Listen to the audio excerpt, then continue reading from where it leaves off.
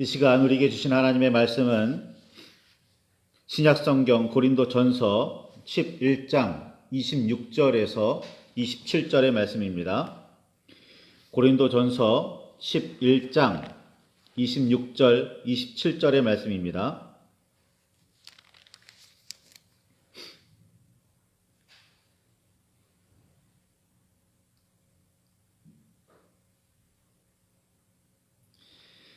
찾으셨으면 우리 함께 한 목소리로 말씀을 봉독하시겠습니다. 너희가 이 떡을 먹으며 이 잔을 마실 때마다 주의 죽으심을 그가 오실 때까지 전하는 것이니라. 그러므로 누구든지 주의 떡이나 잔을 합당하지 않게 먹고 마시는 자는 주의 몸과 피에 대하여 죄를 짓는 것이니라. 아멘. 주님 우리의 마음을 여시어 말씀을 깨닫게 하옵소서. 아멘. 주님의 사랑과 은혜가 저와 여러분 안에 가득하기를 소망합니다. 오늘은 세계 성찬주일입니다. 함께 그 성찬의 의미를 깊이 새길 수 있기를 바랍니다. 예수님께서는 예루살렘에서 무슨 일이 벌어질지 알고 계셨습니다. 이미 미리 아셨습니다. 그래서 예루살렘에 올라가면 장로들과 대제사장들과 서기관들에게 많은 고난을 받고 죽임을 당한 후에 제3일에 살아나야 하리라 라고 제자들에게 3번씩이나 미리 말씀하셨습니다. 이런 말씀을 들은 제자들은 예수님께서 그런 고난을 받으시면 안 된다며 길을 막아서기도 하고 매우 근심하기는 했으나 그 길을 따라갈 수밖에 없었습니다. 그런데 막상 예루살렘에 들어가실 때 환호하는 백성들을 눈으로 보고 예루살렘에서 거침없이 힘있게 활동하시는 예수님의 모습을 대하고는 언제 근심했나는 듯 안심하는 듯 보입니다.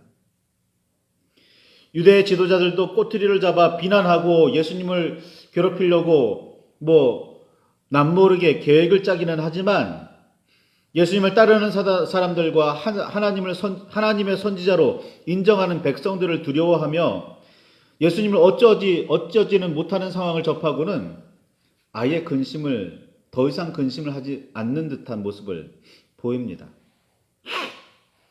유대 지도자들이 뒤에서 몰래 흉계를 꾸미고 있었고 제자 중에 하나인 유다까지도 그들에게 포섭되어 예수님을 잡아 넘기기로 약속까지 했지만 다른 제자들은 전혀 낌새를 알아채지 못하고 있었습니다.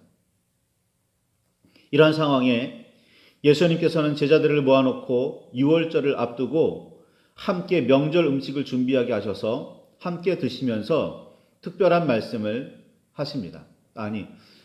단순한 말씀만은 아니죠. 특별한 의식, 특별한 어떤 행위를 하십니다. 그것이 바로 오늘날 우리가 알고 있는 성찬의 기원입니다. 떡을 집어 올리시더니 축복하시고는 떼어 제자들에게 나눠주시며 말씀하십니다. 받아 먹으라. 이것은 내 몸이라. 또 잔을 들어 올리시고는 감사 기도를 하시고 제자들에게 주시면서 너희가 이것을 다 마시라. 이것은 죄사함을 얻게 하려고 많은 사람을 위하여 흘리는 바 나의 피 곧 언약의 피니라 라고 말씀하십니다. 마태복음에 이런 문구로 기록되어 있지요. 예수님을 팔아 넘기게 되는 가룟 유다도 그 자리에 있었습니다. 이 일이 오늘날 전 세계 그리스도인들이 행하는 성찬의 기원입니다. 성찬에서 너무나 자연스럽고 당연하게 받아 먹고 마시는 떡과 포도주는 예수 그리스도의 몸과 피를 상징합니다.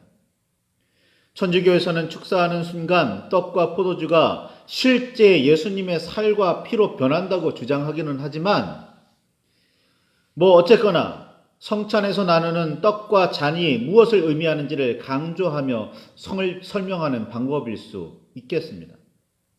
어떻게 설명하든 간에 성찬을 받으며 예수님의 몸과 피를 나누어 먹음으로 우리는 하나님의 사람으로 변화되어야 합니다. 그렇게 다짐하며 결단해야 합니다.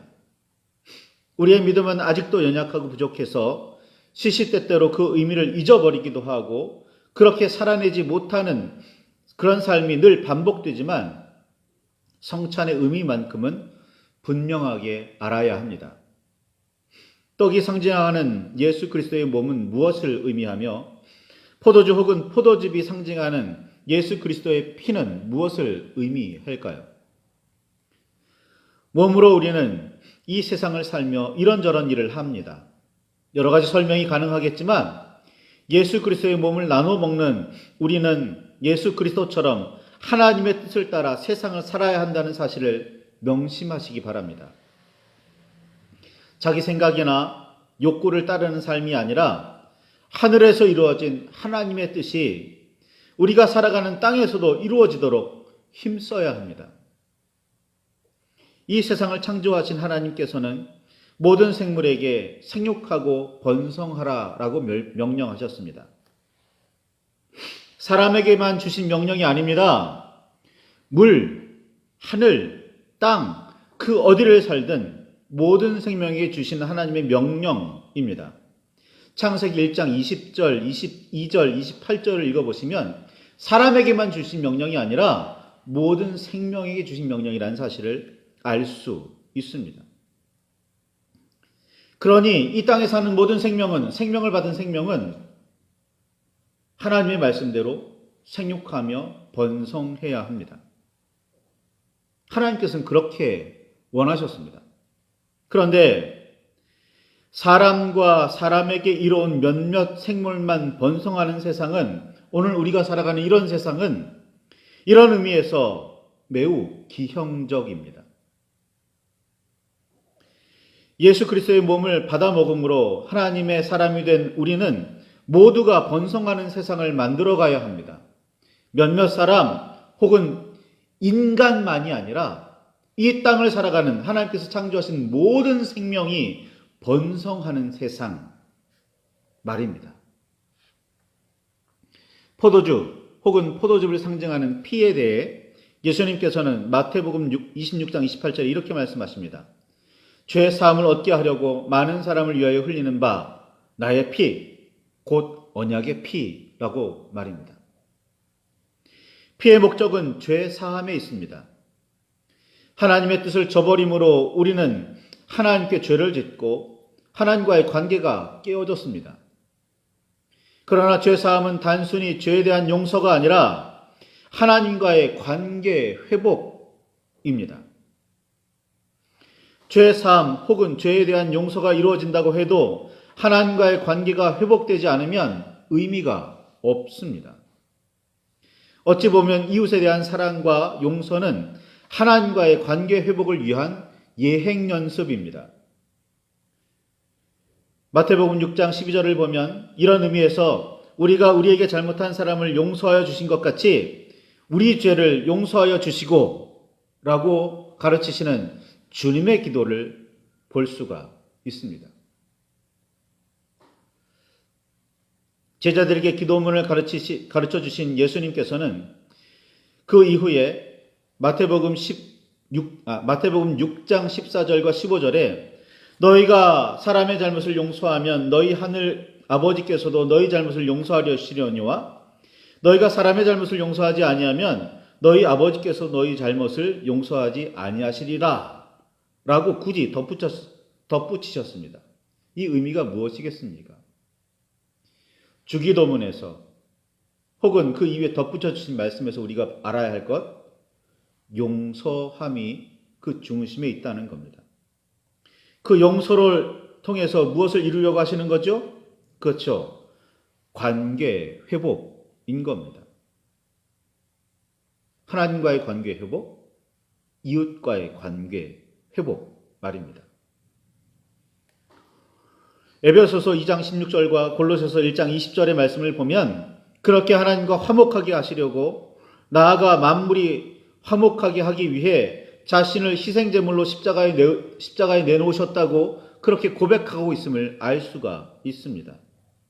이것이 십자가와 성찬에서 말씀하신 떡과 잔, 몸과 피의 참된 의미입니다. 우리는 우선 예수 그리스도의 몸과 피를 나누어 받음으로 하나님의 자녀가 됨을 가슴에 새겨야 합니다. 그리고 성찬을 함께 나눈 성도들이 모두 하나님 안에서 그리스도 예수를 통해 한 형제 자매임을 잊지 말아야 합니다. 예수 그리스도의 몸과 피를 나눈 하나님의 사람이 살아가야 할 삶의 목표와 방법을 기억해야 합니다. 그리고 또 한 가지 잊지 말아야 할 부분에 대해서 사도 바울은 떡과 잔을 합당하게 받으라 라고 가르칩니다. 고린도전서 11장 26절과 27절에 너희가 이 떡을 먹으며 이 잔을 마실 때마다 주의 죽으심을 그가 오실 때까지 전하는 것이니라. 그러므로 누구든지 주의 떡이나 잔을 합당하지 않게 먹고 마시는 자는 주의 몸과 피에 대하여 죄를 짓는 것이니라 라고 말합니다. 우리는 성찬에서 떡과 잔을 받을 때마다 주의 죽으심을 그가 오실 때까지 전하는 것이 그리스도인의 삶의 이유임을 되새겨야 합니다. 세례를 받음으로 죄를 씻고 새 사람이 되었으니 이제는 하나님의 사람으로 살아가야 하는데 우리는 아직도 이전에 잘못된 버릇이 남아있고 심지어 헛된 욕망도 버리지 못했습니다. 온전히 변화된 사람으로 완전히 새로운 존재가 되어 이전과는 다르게 살아야 하는데 그리스도인이라면서 그런 모습으로 살아가는 일은 여전히 어렵습니다. 아니 어찌 보면 불가능해 보이기까지 합니다. 바울은 이에 대해서 로마서 7장 15절에 이렇게 말합니다. 내가 원하는 것은 행하지 아니하고 도리어 미워하는 것을 행함이라. 이어서 25절에 로마서 7장 25절이죠. 내 자신이 마음으로는 하나님의 법을 육신으로는 죄의 법을 섬기노라 라고 표현합니다. 교회 안에 알곡뿐 아니라 가라지도 함께 있는, 아니 어쩌면 가라지가 더 많은 이유일 겁니다. 우리는 변화되어 새 사람이 되었고 온전한 하나님의 사람으로 하나님의 영광을 위해서 세상을 섬겨야 합니다. 그렇게 하나님의 뜻에 따라 생육하고 번성하게 하고 또 주님의 뜻에 따라 하나님과 사람과 이웃이 서로 화목하게 하는 그 세상을, 그 사명을 이루어야 합니다. 이것이 그리스도인의 삶의 이유일 겁니다. 그러나 우리는 여전히 연약하고 부족해서 그리스도인이 되었다고, 교회 다닌다고, 성경 말씀을 배운다고는 하지만 삶에서 그런 열매들을 풍성하게 온전히 맺고 있지는 못합니다. 이것이 안타까운 현실이지요. 그래서 교회 안에는 알곡만 있는 것이 아니라 가라지가 있고 심지어 어찌 보면 가라지가 더 많다고밖에 말할 수 없습니다. 그리스도의 공동체와 각각의 그리스도인 안에 가라지가 있다는 사실이 당연하다는 의미로 받아들여서는 안 됩니다. 그렇게 가라지가 있을지도 모르니 늘 깨어 있어 자신을 살피며 잘못된 버릇과 헛된 욕망을 버리려고 힘써야 한다는 의미로 받아들여야 합니다. 이것이 성찬을 받을 때마다 점검하고 되새겨야 하는 요소입니다. 가라지는 알곡으로 변화하고 충실하게 성장해야 합니다. 그런데 변화하려고 하지 않고 성장하려고 하지 않는다면 그 가라지는 마지막 날에 뽑혀서 따로 분류되었다가 결국에는 불태워지고 맙니다. 교회는 그런 성장과 변화를 위한 인큐베이터 역할을 해야 합니다. 교회가 그런 인큐베이터로서 역할을 제대로 하지 못한다면 이 땅에 존재할 이유가 없습니다. 그런 의미에서 교회와 성도들을 향한 비난을 성찰해야 합니다. 오늘날 교회와 성도들이 무엇에 관심을 두고 있는지, 그리고 어떻게 주님의 뜻을 실현해 나가고 있는지를 자세하게 살펴야 합니다.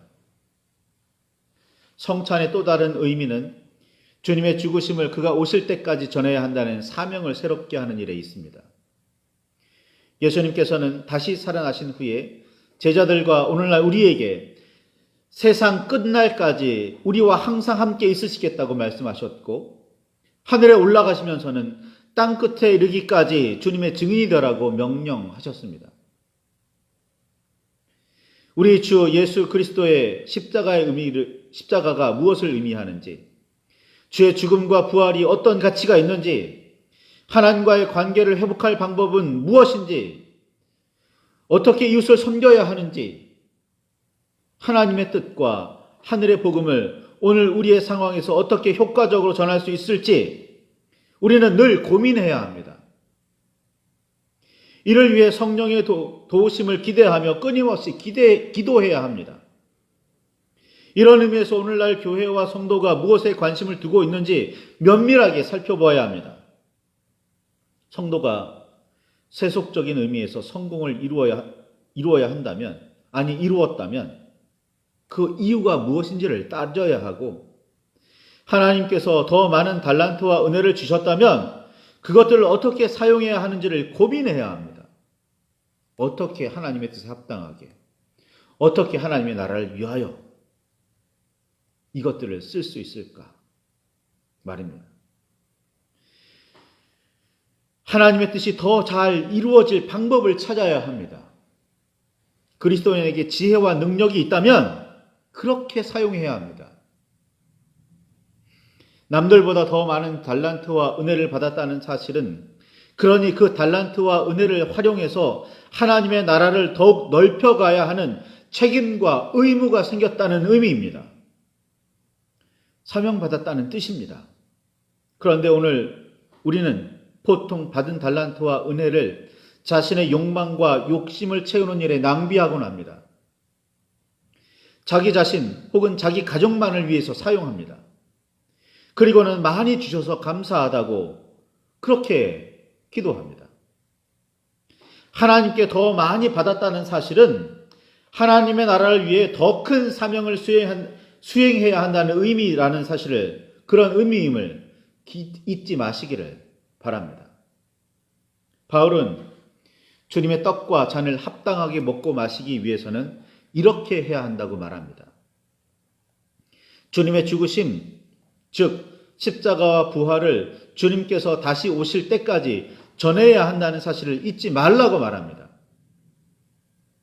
예수 그리스도의 몸과 피를 받아 먹음으로 하나님의 사람이 되었으니 이제부터는 성령의 인도하심에 따라 살아야 한다는 사명을 다시 일깨워야 합니다. 하나님의 뜻대로 세상의 생명을 차별 없이 번성해야 하고, 예수 그리스도처럼 자신을 희생해서라도 이웃 용서와 구원을 위해 힘써야 합니다.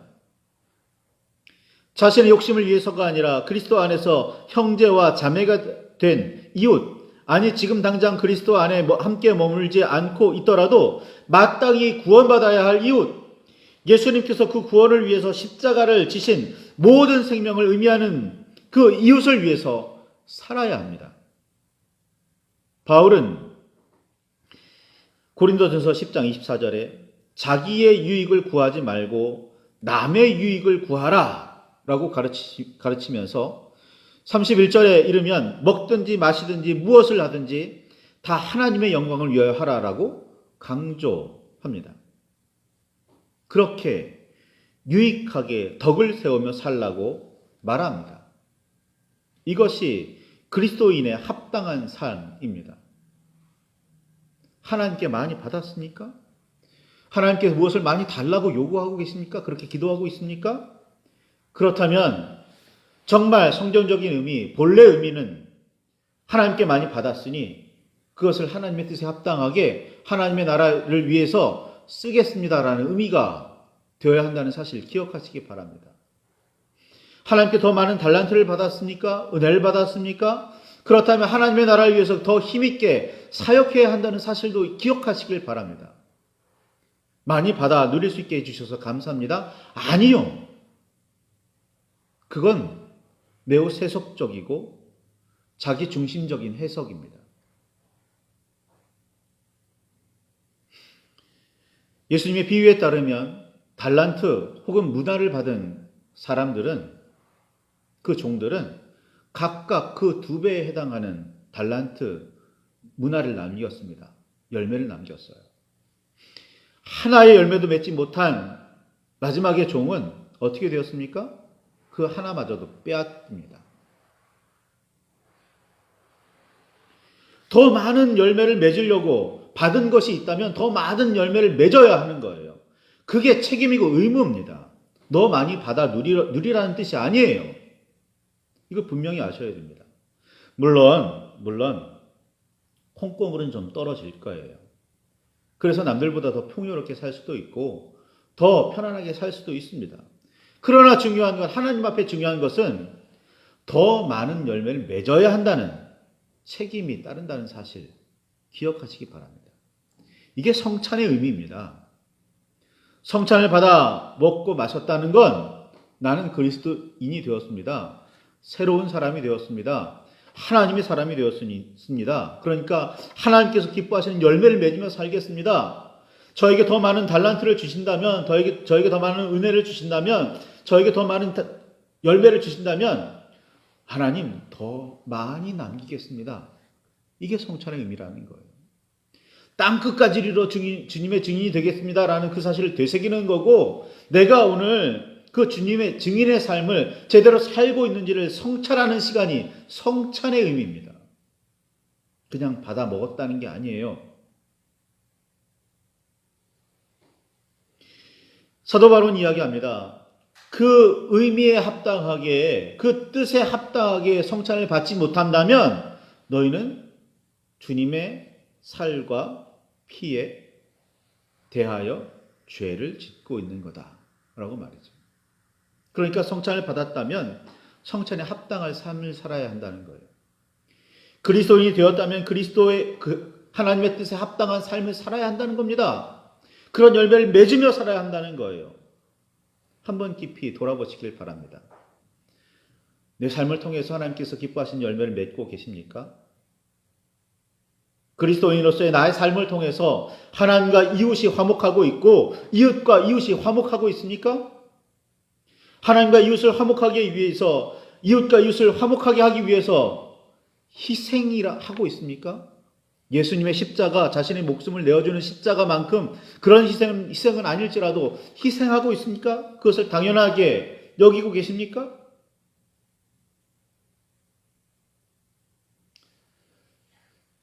오늘날은, 아니 요즘에는 대부분 성찬을 교회에서 많이 하지 않습니다. 교회에서 성찬을 자주 하면 이상하게 보는 눈길도 있습니다. 어찌 보면 그만큼 성찬의 의미를,